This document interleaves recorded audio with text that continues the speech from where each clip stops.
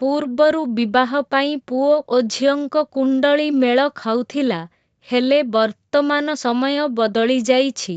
ଏବେ ଆଉ କୁଣ୍ଡଳୀ ନୁହେଁ ବରଂ ଉଭୟ ଦମ୍ପତିଙ୍କୁ ବିବାହ ପୂର୍ବରୁ କିଛି ଡାକ୍ତରୀ ପରୀକ୍ଷା କରିବା ଉଚିତ ବୋଲି ପରାମର୍ଶ ଦିଆଯାଇଛି। ଆଗକୁ ବଢ଼ୁଥିବା ରୋଗ ସହ ଜଡ଼ିତ ସମସ୍ୟା ହେବାର ସମ୍ଭାବନା ହ୍ରାସ ହୋଇପାରେ।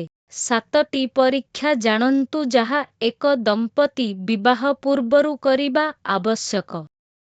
ଆଜିକାଲି ସମସ୍ତେ ସମ୍ପୂର୍ଣ୍ଣ ସମାଧାନ ହେବା ପରେ ହିଁ ବିବାହର ଚିନ୍ତାଧାରାକୁ ନିଜ ମନରେ ଆଣିଥାଏ।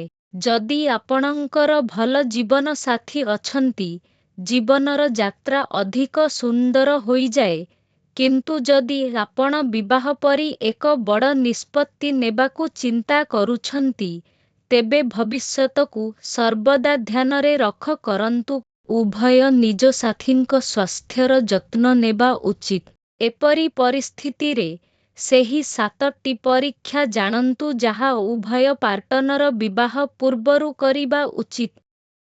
ହିନ୍ଦୁ ଧର୍ମରେ ରାଶିଫଳ ମେଳକ ବିବାହ ପୂର୍ବରୁ କରାଯାଇଥାଏ, କିନ୍ତୁ ଭବିଷ୍ୟତରେ ସ୍ୱାମୀ ସ୍ତ୍ରୀଙ୍କ ମଧ୍ୟରେ ବୈବାହିକ ସମ୍ପର୍କ ଭଲ ରହିବ କି ନାହିଁ, ଏ ବିଷୟରେ କୌଣସି ଗ୍ୟାରେଣ୍ଟି ରହିନଥାଏ।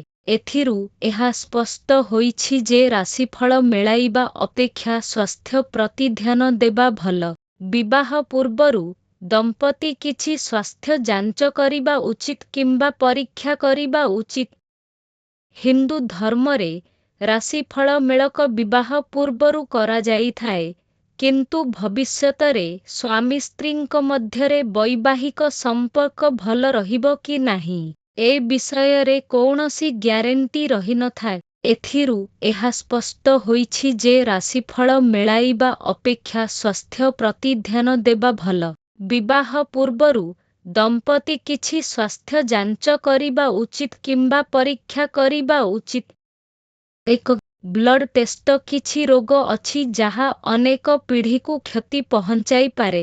ଟାଇପ୍ 1 ଡାଇବେଟିସ୍ ଏବଂ ଥାଲାସେମିଆ ଏହି ରୋଗ ମଧ୍ୟରୁ ଗୋଟିଏ। ରକ୍ତ ପରୀକ୍ଷାରେ ରକ୍ତ ଗ୍ରୁପର ସୁସଙ୍ଗତତା ପରୀକ୍ଷା ପରି ଅନେକ ପ୍ରକାରର ପରୀକ୍ଷା ଅଛି। ଏହା ଏକ ପ୍ରକାର ପରୀକ୍ଷା ଯେଉଁଥିରେ ଉଭୟ ଅଂଶୀଦାରଙ୍କ ରକ୍ତ ଏଚ୍ ଗ୍ରୁପ ଜଣାଶୁଣା।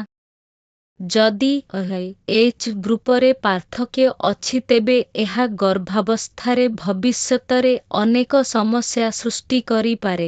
ଏପରି ପରିସ୍ଥିତିରେ ଯଦି ଏହା ବିବାହ ପୂର୍ବରୁ ପରୀକ୍ଷା କରାଯାଏ, ତେବେ ଉଭୟ ସାଥୀ ବିନା ଦ୍ୱିଧାରେ ସେମାନଙ୍କ ଭବିଷ୍ୟତ ବିଷୟରେ ଚିନ୍ତା କରିପାରିବେ।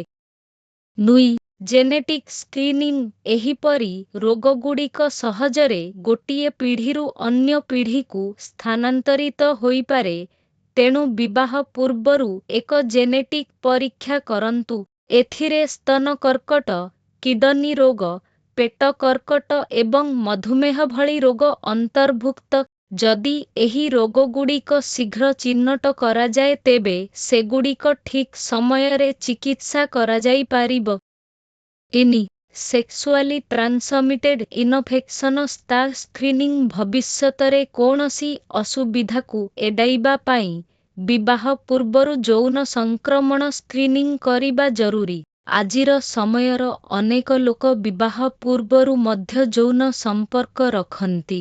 ଏପରି ପରିସ୍ଥିତିରେ ଆପଣ ଏବଂ ଆପଣଙ୍କ ସାଥୀ ବିବାହ ପୂର୍ବରୁ ଯୌନ ସଂକ୍ରମଣ ରୋଗ ପାଇଁ ପରୀକ୍ଷା କରିବା ଜରୁରୀ। ଏଥିରେ କେତେକ ରୋଗ ଅନ୍ତର୍ଭୁକ୍ତ ଯାହାକି ଅସୁରକ୍ଷିତ ସେକ୍ସ କାରଣରୁ ବ୍ୟାପିଥାଏ। ଏହି ରୋଗଗୁଡ଼ିକ ମଧ୍ୟରୁ ଅଧିକାଂଶ ସାଂଘାତିକ ହୋଇପାରେ। ଏପରି ପରିସ୍ଥିତିରେ ଏହି ପରୀକ୍ଷା ନିଶ୍ଚୟ କରାଯିବା ଆବଶ୍ୟକ। 4.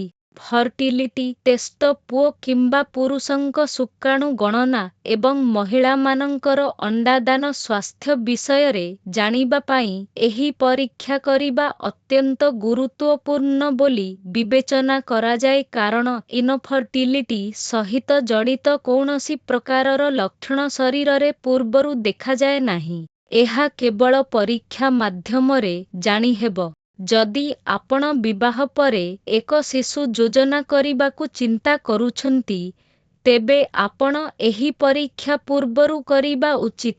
ଏହା ମଧ୍ୟ ଆପଣଙ୍କର ସାଧାରଣ ସେକ୍ସ ଲାଇଫ୍ ପାଇଁ ଅତ୍ୟନ୍ତ ଗୁରୁତ୍ୱପୂର୍ଣ୍ଣ। 5. Thyroid function test. ଏହି ପରୀକ୍ଷଣ ରକ୍ତରେ ଥାଇରଏଡ୍ ଉତ୍ତେଜକ ହରମୋନ୍ TSH ଏବଂ ଥାଇରକ୍ସାଇନ୍ T4 ସ୍ତରକୁ ମାପ କରିଥାଏ।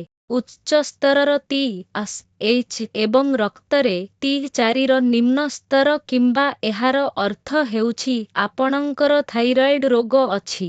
ଏହା ଜୀବନସାରା ମେଡିସିନ ସାହାଯ୍ୟରେ ପରିଚାଳିତ ହେବା ଆବଶ୍ୟକ। Diabetes screening. ଏହି ଟେଷ୍ଟରେ ମୁଖ୍ୟତଃ BSPPBS HbA1c ପରୀକ୍ଷା ଲାଭଦାୟକ। BS1 ଖାଲି ପେଟରେ ରକ୍ତ ଶର୍କରା ପରୀକ୍ଷା, PPBS1 ପ୍ରିଡାଇବେଟିସ୍ ରକ୍ତ ଶର୍କରା ପରୀକ୍ଷା ଏବଂ HbA1c ହେମୋଗ୍ଲୋବିନ୍ ଟେଷ୍ଟ। ସୂଚନା ପାଇଁ ଜଣାଇ ଦେଉଛୁ ଯେ ମଧୁମେହ ଏକ ଜେନେଟିକ୍ ରୋଗ ଯାହାକି ଦୀର୍ଘ ସମୟ ମଧ୍ୟରେ ଅନେକ ସାଂଘାତିକ ରୋଗର ଆଶଙ୍କା ବଢ଼ାଇଥାଏ। ଏପରି ପରିସ୍ଥିତିରେ ଏହାକୁ ଟେଷ୍ଟ କରି ଅନେକ ପ୍ରକାରର ରୋଗ ବିଷୟରେ ସଚେତନ ହୋଇପାରିବେ। 7. Blood pressure measurement. ଆଜିକାଲି ଅଧିକାଂଶ ଲୋକ ରକ୍ତଚାପ ସମସ୍ୟାରେ ଅସୁବିଧାରେ ପଡ଼ନ୍ତି। ଏପରି ପରିସ୍ଥିତିରେ ଏହା ଜାଣିବା ଅତ୍ୟନ୍ତ ଜରୁରୀ ଯେ ଆପଣ ଯେଉଁ ବ୍ୟକ୍ତିଙ୍କ ସହିତ ବିବାହ କରିବାକୁ ଯାଉଛନ୍ତି ଏଥିରେ କୌଣସି ଅସୁବିଧା ଅଛି କି। ଯଦି ପରୀକ୍ଷା ଆଗରୁ କରାଯାଏ ଭବିଷ୍ୟତର ସମସ୍ୟାକୁ ଏଡ଼ାଯାଇପାରିବ। ଆପଣଙ୍କୁ ପସନ୍ଦ ଆସିଥିଲେ ଲାଇକ୍ କରି ଦିଅନ୍ତୁ, ମତାମତ ଜଣାନ୍ତୁ ଓ ଅନ୍ୟମାନଙ୍କ ସହ ସେୟାର କରନ୍ତୁ।